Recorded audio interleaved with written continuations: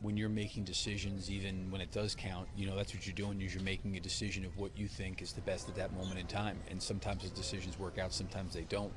I wanted to look at and I told Russell and Carmelo and Paul this, that I wanted to kind of flip-flop things around. I wanted Paul to come out first and Carmelo to play a little bit longer and keep Russell in his normal rotation just to see what that looks like, and then bring him back in when Russell came out and maybe play Carmelo a longer stint and then put him back to close the second quarter.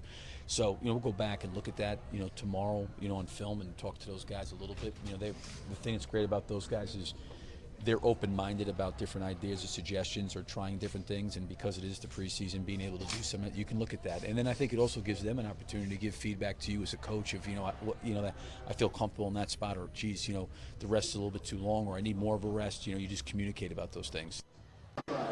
Thanks, guys. Well, Paul, you finished the preseason with your new team. What do you think so far? I think we're where we want to be right now.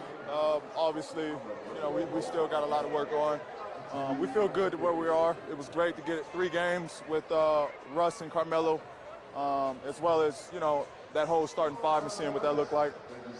At this point, it's just building, growing. We got a lot to be happy about. We had a pretty good preseason and a great start. Things got stagnant there for a while, but you stayed in there with the young guys, and then all of a sudden things started to click. You end up with 15 points, 5 threes. What clicked for you individually at that point? With me, it's just trying to figure this out. Just trying to figure this out. This is all new to me. So it's going to be an adjustment. I told Coach, I'm happy that this is hard. I'm happy that this is going to take some time for me. Because once we get rolling, it's going to be a flood. So I thought in that segment where we were stagnant, I told the young guys, stay with it, stay together. And we got through it. We pushed through it. Last question. Where do you think, though, that you guys took a step in the right direction? I think our defense.